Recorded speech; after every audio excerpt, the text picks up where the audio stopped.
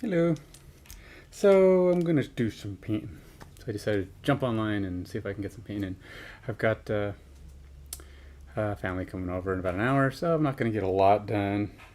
12:30, 1 o'clock, maybe sooner. You know, they tend to show up sometimes early. So the guy I'm working on, same guy I was working on yesterday, CragHeart, the whatever this dude is, weird. What do you call him? You know, he's zombie yeti creature thing. Like I said, he reminds me of Abomination from the Incredible Hulk's enemies. So, so I'm gonna go ahead and try and get some little bit more paint on him, and just reach out and chit chat. If anybody wants to stop by, feel free. Like I said, I don't plan to be on too long, so that's my thing. So you'll get to see me through my spectacles. It's Father's Day. That's why I got family coming over. I actually got my father coming over, and we're gonna have like a breakfast brunch, and then my sons will come over as well. So we'll be just kind of hanging out, enjoying the day. Maybe I'll get back on tonight. I'm really, really, really hoping to get on more often. It's still tough for me to schedule. So scheduling, you know, it's going to be a hit or miss whether I actually get on here and start scheduling and setting up time, because I'm really gotta admit it. Must admit your failings when you can. I'm terrible at scheduling. I mean, I could set the schedule and say, oh, I'll probably be able to do it at this time. But I know stuff happens, and I'm not good at committing to making a return engagement. So, the fact that I'm painting 2 days in a row and doing it online, even if it is only for an hour this second time, is an accomplishment in its own. So you can see my paints here are pretty wet, because I need to let this water evaporate more. I got way too much water in here. I didn't realize I had so much water.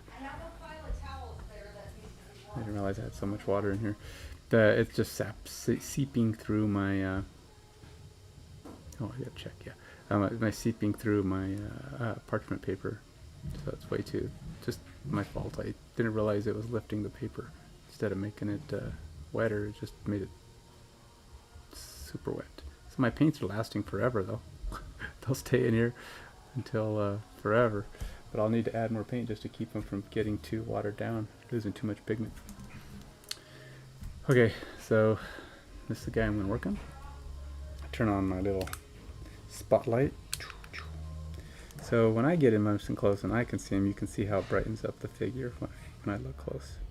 Because my light on here is actually pretty good about that. Now, he looks terrible right now. I'm hoping time to smooth him out and get him going. My goal here was to try to get these wrists, all of the gold, to be NMM.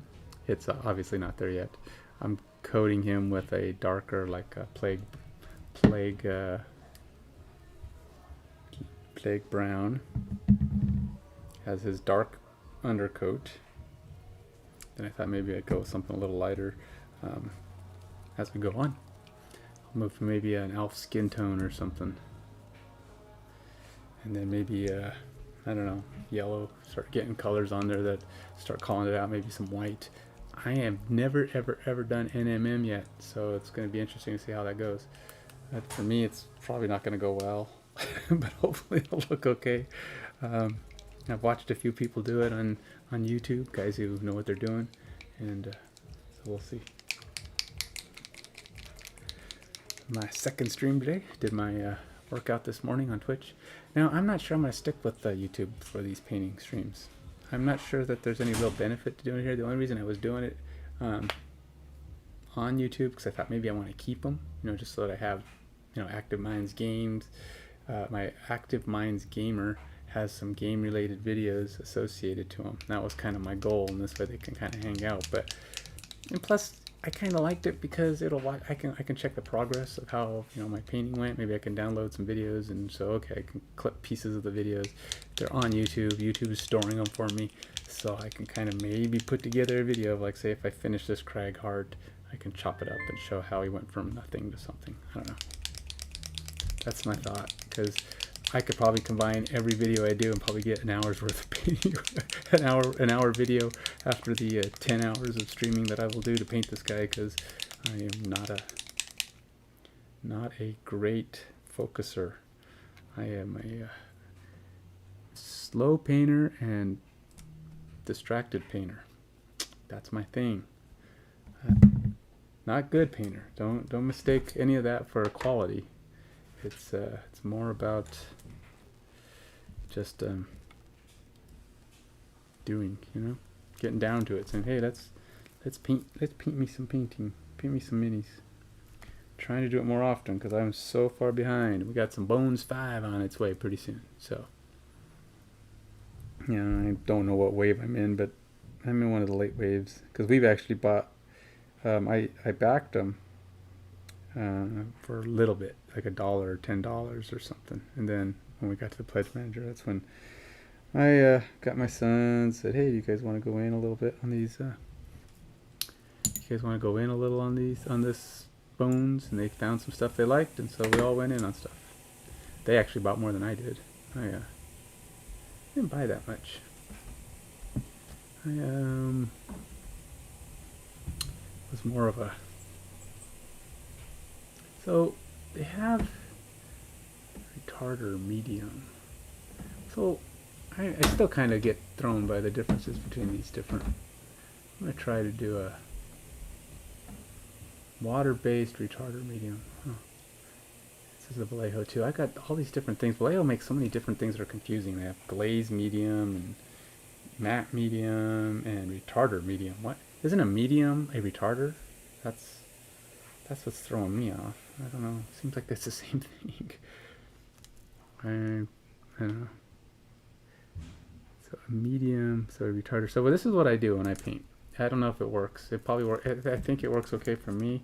I like to wet my brush, and then I take the excess water out just so that the brushes are, moist. I don't want to get a lot of water in. But then I like to take my retarder, and towards the middle of the brush, the maximum area you're supposed to go with your paint, I like to put the retarder. And then I just get enough paint to go right up to the retarder. That's my strategy. And the idea is that as I put a little bit in there, I just kind of get that paint to get to the right consistency, I hope. But then the retarder that's on my brush kind of mixes in a little bit. And then you look, my paint won't dry on my brush. That's the strategy I'm using. Now, whether or not this strategy has any bearing or any validity to it, it's actually not great. Way too wet. My water seeped way through on my paint, so my managing this will be tricky. I gotta make it so it sticks. Alright, let's see how this goes. So the goal here again is just try to get some very thin. I don't expect it to even cover up that well because it's pretty thin, but that's right. Doing the what do you call it, the layering technique, right? Just get just enough. I just don't want it to be watery. And as I let my paint sit open, the wateriness will kind of go down because it's kind of warm down here. I'm wearing a t-shirt, so if I'm wearing a t-shirt, it is warm. I'll tell you that, because I am a cold-blooded person. Not cold-blooded like, murderous or anything. Not that kind of cold-blooded. But I'm cold-blooded in that I get cold really easy. And do know that even though this is pretty wet and it's only like barely coating my figure, it does help it does work.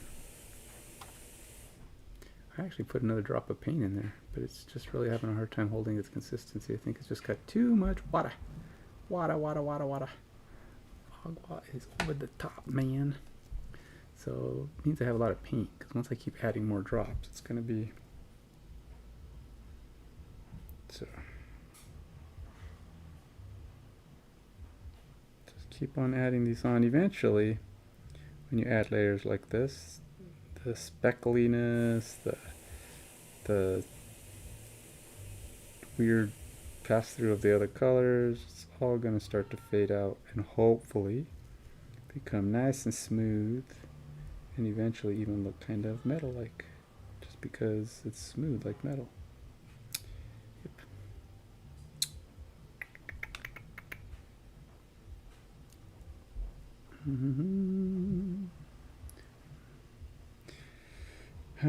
So, anybody else out there doing anything interesting for Father's Day? Anybody?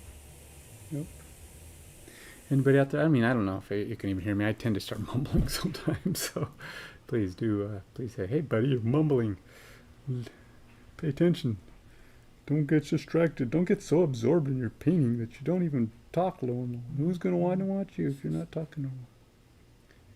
I was watching some how to be a YouTube streamer. You know, those videos that kind of tell you how to make a gajillion followers and probably a decent amount of money while you're at it. They tell you, oh, this guy does it by doing this and that and this. And it's like, oh, that guy's got a lot of time.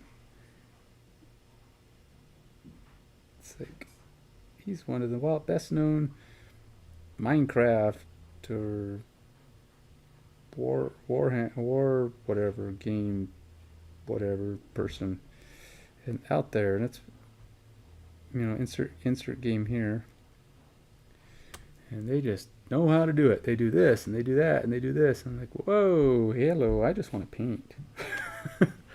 This is why if my stream ever gets more than 100 people following, much less ever texting or ever watching, I will, first of all, I will have probably made massive changes to my skill set, because my skill set not good. So I'm not going to gain followers from my skill set. That's true. And my entertainment value is, let's say, not really high. So what? So you ask yourself, well, then what am I watching for?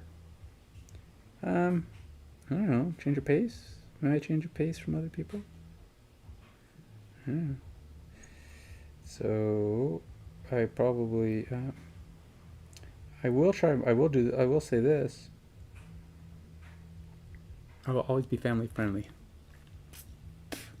That's just me. I'm not, I don't cuss. So if that matters to you, hey, this is the one to do. You'll never hear me.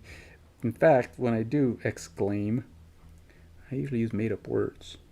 And oftentimes, those words are pretty far from any kind of other word.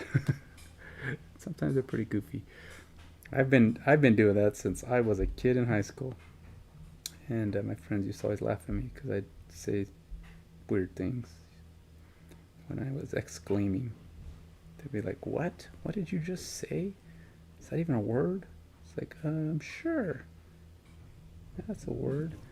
And I can't tell you for sure what I'd make up, but it would be pretty weird, you know, like schnack, you know. Sometimes I'll say flippin' frijoles. That's one of my things. So what's that? Flipping beans.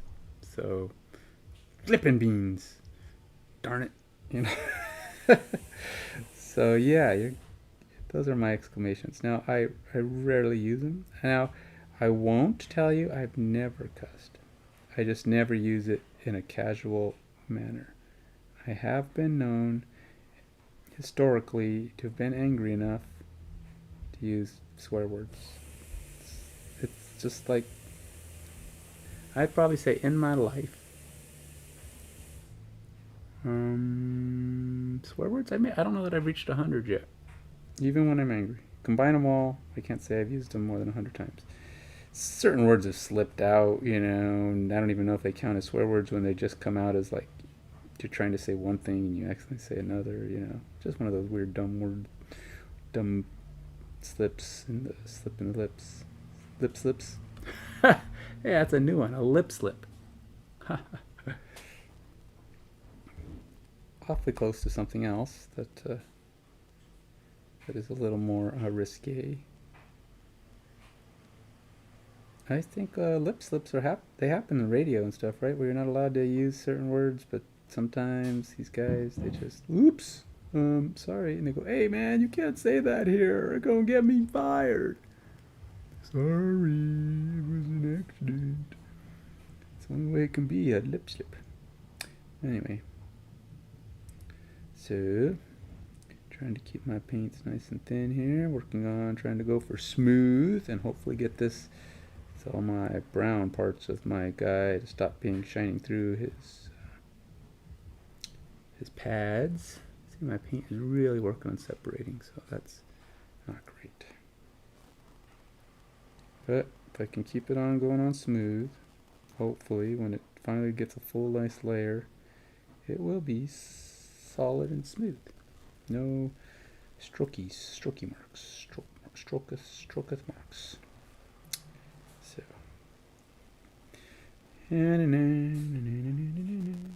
so I do like to listen to music, but it's a pain to figure out how to play music on Twitch or YouTube or any of these guys, because they all have their streaming rules. Don't play songs that are licensed or not licensed, and you can't, like, how do you get them licensed? And then they don't know if you're licensed. Even if you went and borrowed it, you'd have to have some kind of a thing that says, disclaimer, this song has been approved by the artist to use on my stream. And then you gotta, more likely than not, Twitch/YouTube will block you, whatever, first, and then you have to go explain, yeah, I got permission for that song. You can give me, I'm okay. But, I just don't know. So I have to play other things or do things in the background that you can't hear, or I could wear a headset and then you just watch me dancing. Dude. If I was listening to oldies in my ears, you'd get to hear music because I'd start singing it. And, okay, well, it'd be debatable if you'd consider it music, but I'm not I won't say I'm the worst singer, but I'm certainly not like going to be a YouTube sensation by any means. Sitting on the dock of a bay, wasting time. 2,000 miles I roam to make this stuff my home. So, I will say this though, I'm better at singing when I have music, even if it's not heard. In other words, music doesn't necessarily have to drown out my voice, which is, like I said, mediocre at best. But I can follow the tune and even sound a lot like a lot of the artists that I sing with. But I have a hard time calling up music in my ears without hearing it. And so, therefore, I have a hard time regenerating the sound without having a sound to follow. Hey, look at that. Does that help? I have my hand over the figure like that. So it's right in front of the camera. How can you not see it? I don't understand. Oh, sorry. There's no reason for my hand to be out like that. I'm just is. Okay, I'm clearing my throat because apparently the chips and nuts and whatever I was eating earlier are now sitting in my throat, which is a notorious problem of mine. I ate Cracker Jacks. Take me out to the bog. Give me some peanuts and Cracker Jacks. Why do you need peanuts and Cracker Jacks? Don't Cracker Jacks have peanuts in them? Why would a person say, give me some peanuts and Cracker Jacks? If it was to me, I would never go back.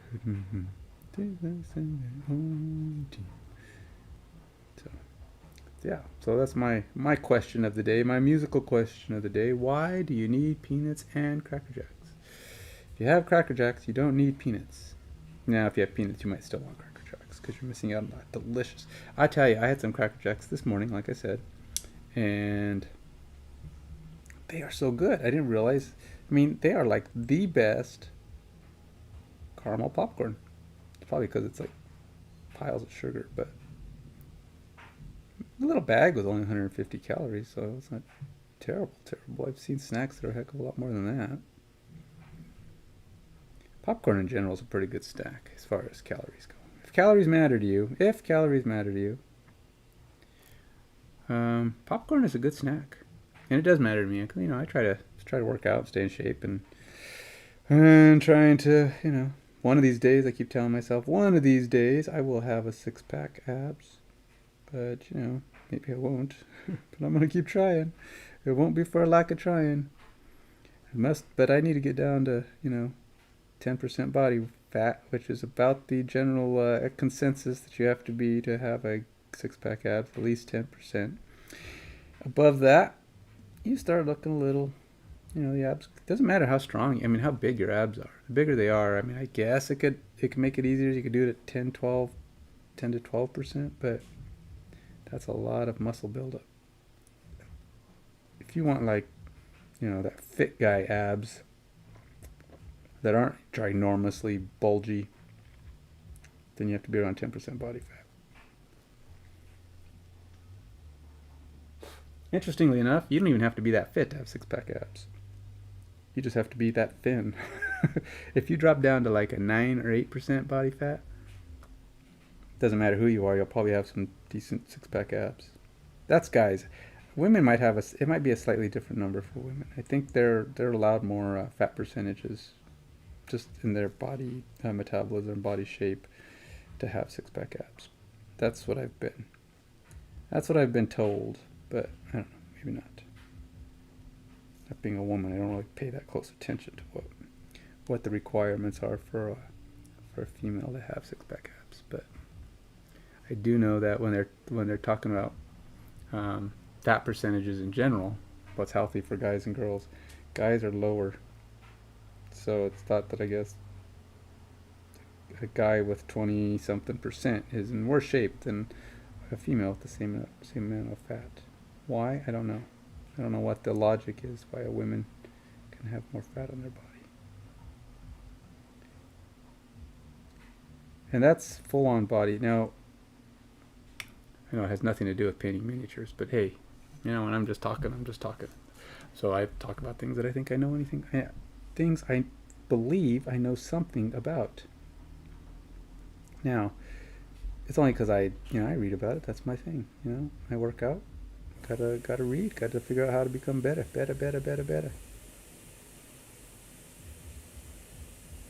So I'll talk about just about anything. Talk about the things that interest me, and some of those being, I don't care. Whatever it is, man. Come in, have a chat, call me out. Say, what do you know about space-time continuum? And I'll say, well, sir, you have come to the wrong place. I know nothing about the space-time continuum. But I will talk about it. If you know something about it, I'll go, cool, man, I never knew that. That is some cool information. Space-time continuum is important because, if you want to have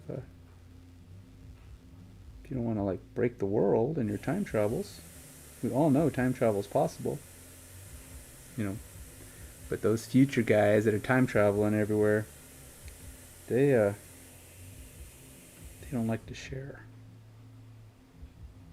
Us early days people who don't yet time travel, space-time travelers, they just like, don't tell them we're travelers.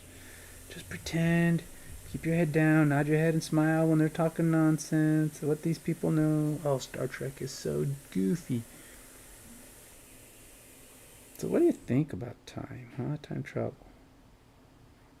What do you think about time travel? Is it an interesting topic? All these movies, they all take different tacks on it, right? There's those that believe you're affecting the same timeline. You go back and somebody goes back in time and kills your grandfather, then, you and half the people you know, depending on who was alive at the time he died, don't exist anymore because it just chopped them out. They just vanish. But I don't think that's the case. So here's my thought. If time travel exists, well, first of all, can you go to the future? If you can go to the future, then there's multiple timelines. That's my thought. Okay, because if you can go to the future, there's multiple timelines. So as soon as you start time traveling, you're jumping into another timeline. That's my thought. Because here's my logic. If you think there's a future, if you had time travel and you could travel to the future, that means everybody has to live their life while you're traveling. So one of two things has to happen. You have to get caught in some kind of a time vortex where you're basically sitting there waiting for the world to develop.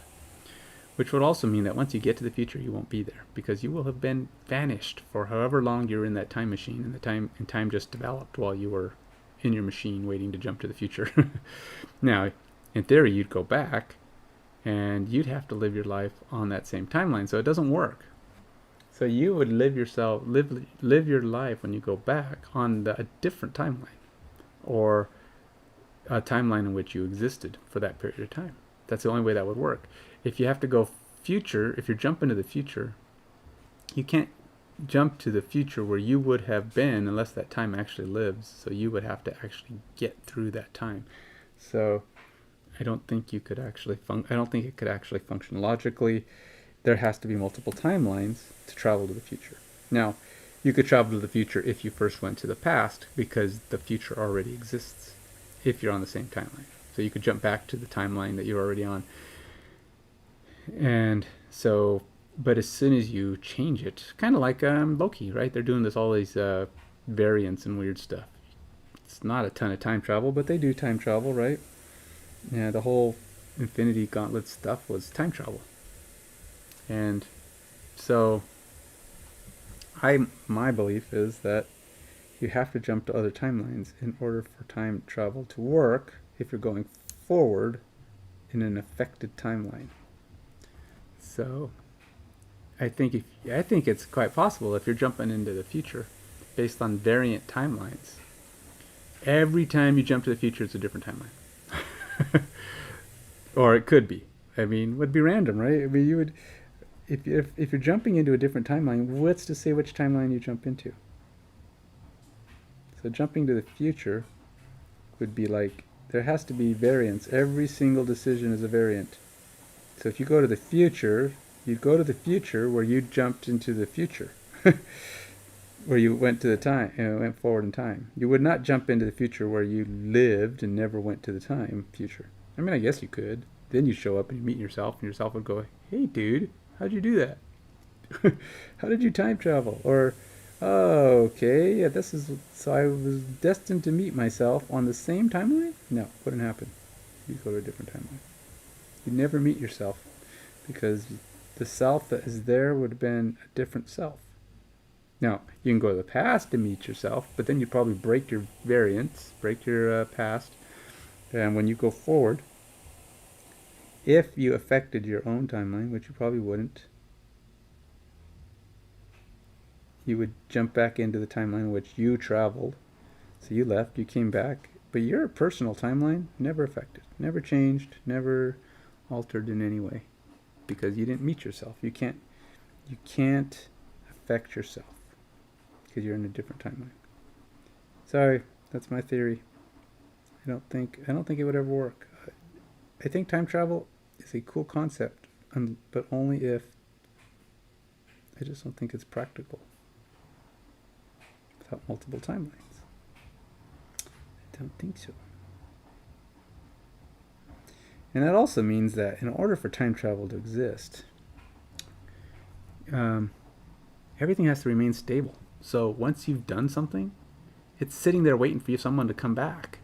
It's like, it's just there. It's a live action repeat. So like, I'm sitting here on this desk and I'm painting. Somebody came back to time in this exact moment. I go, "Dude, what are you doing? Where'd you come from? The door was closed. What is that thing you're sitting in? What the heck?" So I'd be sitting there like that, and I'd be like, "Where'd you come from?" But the fact is, I would have already been forward, because if he's going backwards in time, he jumped in and interfered with my current life. Now my life now has a permanent impression of this dude who just showed up in my living room, and I'm gonna be like, "Dude, I remember this time I was painting, and some guy from the future just appeared in my living room, or in my office, and he was just there, and we started talking, and he started telling me about all the future, and says, 'Hey, this is cool, man. I was just checking it out, and I just happened to land in your living room.'" And I'd be like, "Oh," and he says, "This house ain't even here, in the year 3027. I'm like, "Whoa!" It's like, it took that long to master time travel? If it's possible, I hope we'd master it a lot sooner than that. But anyway, so that's my thought. That means I'm sitting here. That means this period in time, which he traveled from the future, I don't even think our timeline would be done. So he'd jump back in time to a point at which he just joined us in our current point in time. So it's kind of, call it parallelism. I am at this stage of my life when he's at his stage. So the year 3000 whatever to him is still only 2021 to me. We're all parallel. So really, you're not jumping in time. You're jumping in time space. So you're sideways moving. Everybody's at a different point in the race. At every point in decision, it always happens at a different point in the race. So you say, oh, I'm going to go back to 1992. Well, 1992 is parallel. So you just run across to 1992. And hey, there's you at 1992, but he's still living his life. You don't know what he's going to do, what's going on after that. It's not going to end up necessarily where you are. His decisions could be different. Different events, different effects could have happened to him. And his 92 is going to go on to be something else. So at every year and every point in time, you're just jumping in. So if you go home, you jump back to your timeline where you were at that time, and then you live your life from wherever that was. And they say, I'm going to go visit myself in 1993. So if you live a year, you want to visit that same person, same self, you go back to 1993 a year later, same period of time, same amount of time later, and you jump into that person's life, and you might be on that same timeline. He just will have lived a year and says, dude, you were here a year ago. Thanks for coming back, man. Check me out. But all the other timelines, like if you were to jump to, say, 1991, wouldn't be the same guy. Wouldn't remember you, wouldn't know you. Different guy. Or say you went to go jump to, you went a year forward in your timeline, and you go jumping back to 10 years ago to go meet that same guy. He's going to be like, I don't know you. Never seen you before. What do you mean? Yeah, 1992, I stopped to visit you. Nope, never dropped. But then I came back in 1990. Nope, didn't remember me then either. Sorry, dude, I don't know who you are. I think you're crazy. It's like, I don't even know why you're, who you are. What are you doing here? I said, but we talked. We had such a good conversation. Nope, never happened. Sorry. But it's impressive that you're able to time travel. Want to talk to me now? It's like, no, I'm going to talk to myself from 1993. The best way to do that is you got to jump to that same year, same time forward. That's how it works. That's my theory for time travel. Every timeline, every moment exists in parallel, but they're all separate timelines. So nobody's just sitting there. There's not like this point at which you jump back in time and there's this frozen state waiting for you to just reappear. It's like, I'm painting here, stop. And at some point in the future, somebody could jump to this point and I'll just start going, hey, how's it going? Nope, it's not that. There's not a permanent recording, a live action existence of things going on in the past. Can't work. Sorry. And that's how time travel works. Take it from the expert. That's me. In all my years of time travel, that's how I've discovered it to exist. So, you want to meet the same self at the same time and past. It won't be you. So don't worry, you can't wreck his life. All you're going to do is change it. I mean, you may have an effect on what he does, and there's an infinitely creating parallel timelines. Time. So if you travel all the way to the beginning of time, to the beginning of the universe, you go back and think of it as endless backups. It's kind of like at every point the universe is recreating. That's the only way time travel could work. So at every instant, new universe, new universe, new universe, new universe, and each time they all take off in their own new planet. Think of it like fireworks. You know how when they go up and you go. That's how time travel works. Each one of those is a new universe. Universe 1, new universe, new universe, new universe. And they all start to live their lives. And so if you go back to a certain time and place, you may not exist. Maybe at some one of those parallel universes, you have to be precise in your math to try to figure out. You wouldn't know for sure which one you're going to be in and what state you're going to be in. You might jump probably the closer, but yeah, you don't know. If at every instant there's a new universe, maybe it's not that consistent. Maybe it's every day. there's a new universe that blooms. So if you go back in time and you go back on a day, you're going to jump in to that time or day, and that's what your effect is going to be. But if you come back to the same day a year later, or the same, yeah, you come back a year later, you'll be in the same universe, because if it's the same day at the same time, it's going to be the same universe. They will remember you, though your times may be a little off. Any decisions that they make or change, it won't be every decision. There might be just the next day's universe. That's how I say. These are all my theories. I bet you there's no book. I wonder if there's any books or plans that have gone that way. That's how I think it makes the most sense to me. That's how time travel would work. It's the only way it would work, because I don't believe that every state in time is just sitting there waiting for someone to come back and visit it. It's like you'd have to undo everything back to that point. You time travel all the way back, and everything has to be undone to that point. And that means you might just undo yourself traveling back in time, which would be a real problem, right? I have to go back to time. You're dead. That was a bad decision, my friend. You should not have gone back in time. You have to undo the universe to the point at which you travel.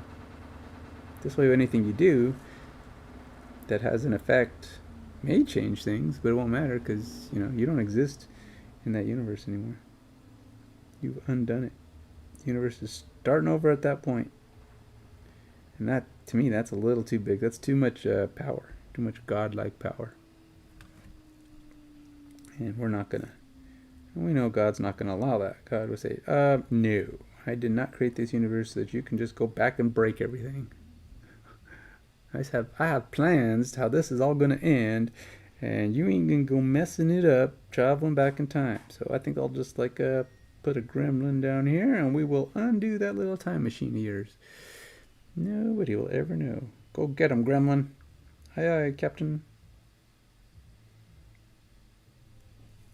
Aye, aye, God, sir. I will take care of it. Can I have some food? Nope, it's after midnight. No, you're not allowed to eat after midnight. But I'm so much more destructive if I eat after midnight.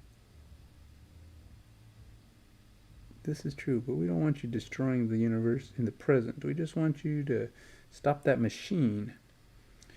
We've seen how you get when you're eating after midnight. See, this is me getting derailed and jumping into a totally different conversation.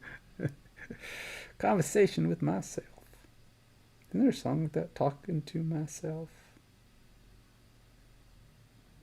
Probably.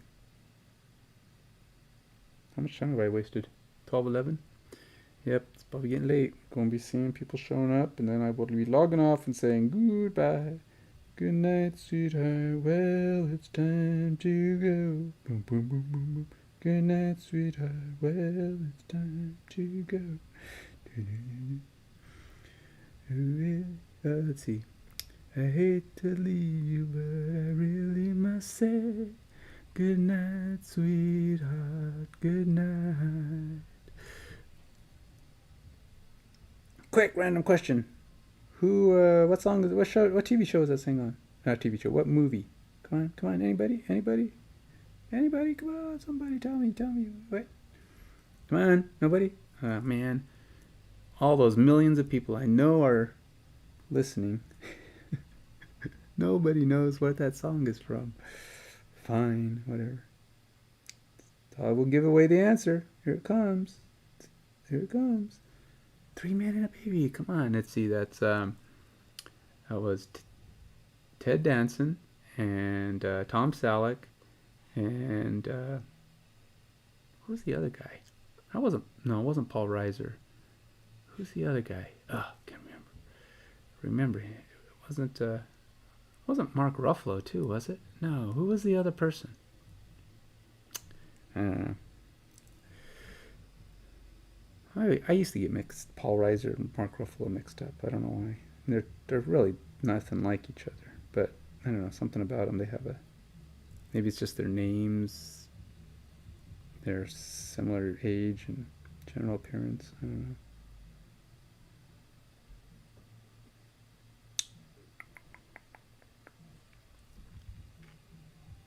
So you can see my fur is not good.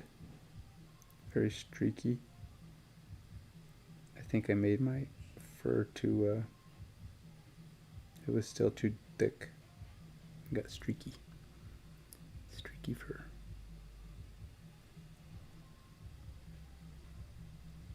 Streaky fur. So streaking's got its benefits, but not for paint. Paint is bad. Paint streaking is bad. All right. Just take it from me. You don't want your paint to go streaking. Just. All right. There's probably a scenario in which paint streaking is okay. It depends on the look you're going for. Sometimes even the ugly looks for a lot of things can actually be nice for other. If you're going for certain types of looks, like maybe you're going for a materialistic look, something that looks like it's shredded or old or beat up. Sometimes that streaky effect of the oops, I got too much stuff on my desk. I think that's why. I keep putting my arms on my desk, but I can't because I have too much junk in the way. So, anyway, you still see I have a lot of black in places. Black is not good. Black is an undercoat. I mean, okay, it's not necessarily true. It's not so bad to have it if it's way low on the piece, but you don't want it high because way low on a crevice or whatever just ends up being a nice little shadow, right? Yep. Say right, Ken. That's the answer. All right, everybody, all together now. Right, Ken. Right, Mr. Ken. Active Minds Gamer, man. He really knows what he's talking about. Bzzz. Not true. Just here to paint, talk, and hopefully not be too boring to watch. That's the plan. Not too boring. It's a very low bar. Don't be too boring. It's like the D6 generation, the board game. They've been universally declared as not too bad. Something like that. That's their intro. I don't know if they still use that intro though, because they ended their big podcast. They do mostly smaller podcasts now. They don't do like the big 4-hour ones. They used to do like 4-hour podcasts. I used to like their show for the most part. Kept trying to get them to review or check out my X cases, but ultimately they were not interested. They did not have an interest in the X case. They were big in minis. That's what the D6 generation did. They like to do a lot of the miniature stuff. So I thought they'd be cool to have a backup. I think I got one of them to take a look at them one time. It was one of their side guys or whatever. Did do a little quick review for me. I got a few reviews. Almost all the reviews I've gotten have been positive. It's always a wonder though. You wonder. I don't want to get a bad review. I don't ever want to get a bad review on them.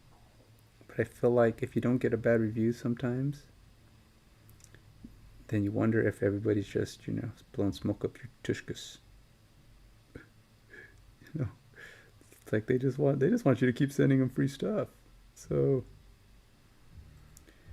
if they like it, then say so. Hey, I like when people say they like it. I like good reviews. Good reviews are great for a product, but you never know who's just blowing schmokish up your tushkas.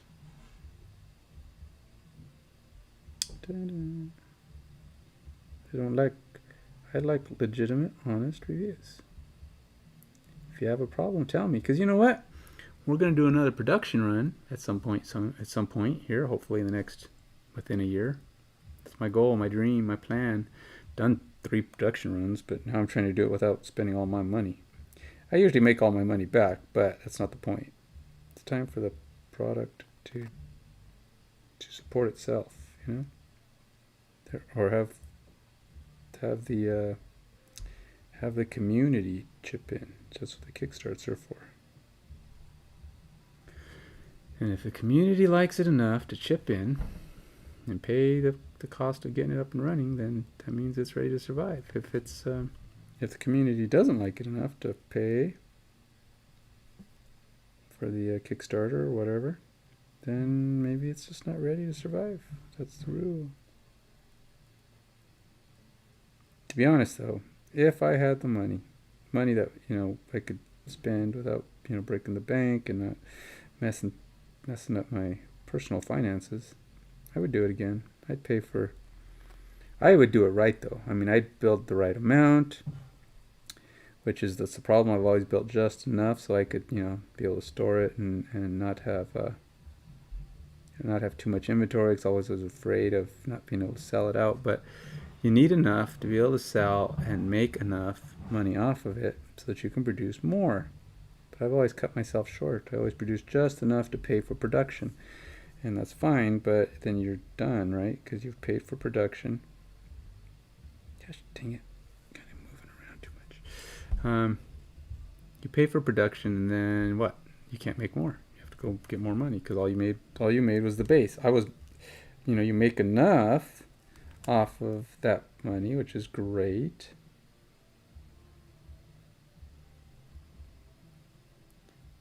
But make enough to pay off the bills and pay off the production and all that fun stuff. But when it comes down to it, you need to invest. You need to say, okay, if I need now that I've paid everything off, I need enough units to actually start saving up onto the next production run. If I don't do that, I can't make more. If I can't make more, I can't keep the product alive. So, and I know I did that wrong. Every production run was always a protect myself investment. It's like I wanted to get it out there. I wanted to make it for people. But I wasn't going to risk, my own financial well-being. I was too afraid.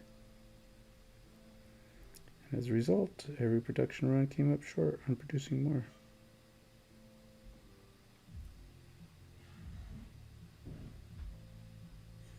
And you learn each time. But I do have a spreadsheet, so I'm pretty good with tech, software, logic.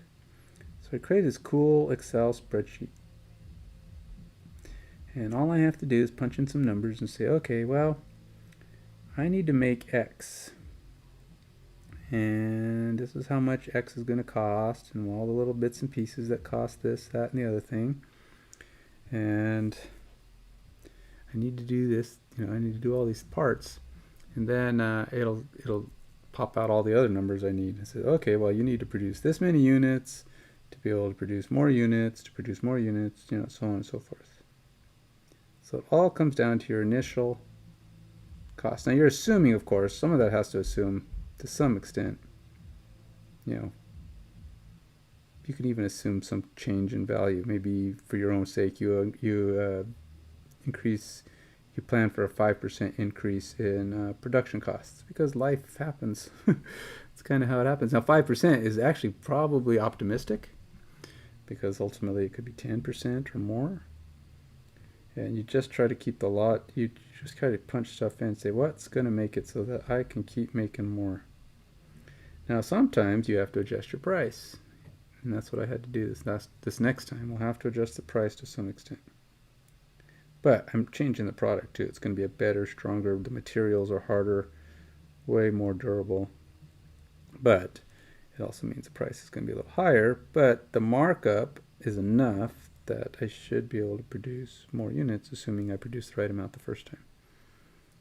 So it's all the maths. It's all in the maths.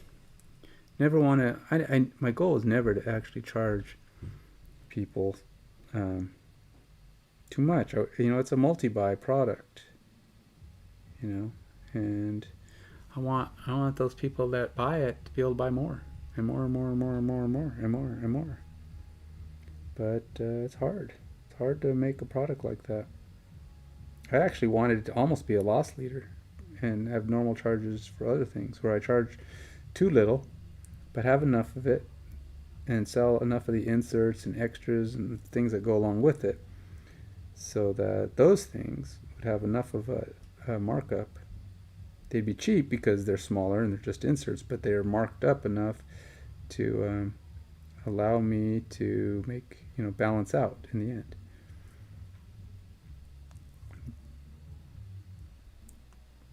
and make more and make more and keep it going and have a nice little wonderful cycle. So he looks better. He's definitely got more yellow on him, or more of this plague brown color. He's very, very plaguey browny. So his colors are starting to pop a little bit, and I'm hoping to eventually get that to be prettier. And also I want to make his skin not as brown as it is. It's going to be brown, but I want it to be brown on the underlayment, the underside of things. So I got to keep coating up. But it's 12:24. I don't know how much time I got left for today's painting session. And with nobody on here talking, I guess I just don't have anyone to talk to. Do I even have anybody watching? Or is it still my classic one? You have one follower. One. I don't know. What is it? One? It's always one. Hey, I got up to 2. Wow, whoever it was. Thanks for joining me, too. Whoever you were at the moment. Thanks for coming in and saying, ooh, this guy don't know what he's doing. He's no fun. Actually, it wasn't very long ago. I had 2 all of, oh, well, no, I guess. Hey, am I even on? This little scale here, last thing it's showing was 11:45 a.m. Actually, not even. What time is it? It's 12:25 p.m. So the little scale thing on my stream says stopped existing at 11:41 or so. It says I'm still alive. So am I that far behind? Is it? No, because I'm seeing the thing. I'm gonna go hello. 1,000, 2,000, 3, 1,000, 4, 1,000, 5, 1,000, 6, 1,000, 7, 1,000, 8. So it's about a 10-second delay right now. It's not terrible. So we're doing about a 10-second delay. If you hear this, there's nobody here. But the little chart at the bottom that shows you how many concurrent viewers you have, apparently I'm sitting at 0. Somewhere around 11:40, I went from, let's see, at around 11:39, I had 2. By 11:39 and a half, I had 1. By 11:40, I had 0. And now I have nobody here. So I guess now's a good time to stop. Nobody's watching. Nobody cares. Nobody knows the trouble I've seen. Nobody knows my sorrow. All right. I think that's going to be it for a quick break. Not quick. I have family coming. I'm going to go upstairs, try to contribute a tad bit to the preparations. So let's see, or maybe even greet people as they show up. Not that many people coming, but a few. My son and my father. But I'm going to go upstairs, say hi, visit, just enjoy the afternoon. You too, if you are checking this out at a later time, have a good day. Enjoy time with your friends and family. Happy Father's Day to all you fathers. And if you are a son, which I think every guy on here is a son, hopefully you have a good relationship with your father, or at least good enough that you can give him a call, say hi, happy Father's Day, and let's chat again. I will try to get on maybe tonight, depending on what happens and how long it takes people to disperse, and or if not, I'll try to do more this week. I'll try to keep my stuff up and set so I'm a little easier to get going, because that's the thing. Sometimes it's just about, I gotta move all my stuff over here, because my painting area is, although easy to move and set up for the most part, it still takes time. And oh yeah, I was going to leave these open a bit so some water could evaporate. They say if you leave it open just a tad, you won't get so much water, because the water can evaporate more. We'll try that. All right, have a good afternoon for now. Happy Father's Day. Bye.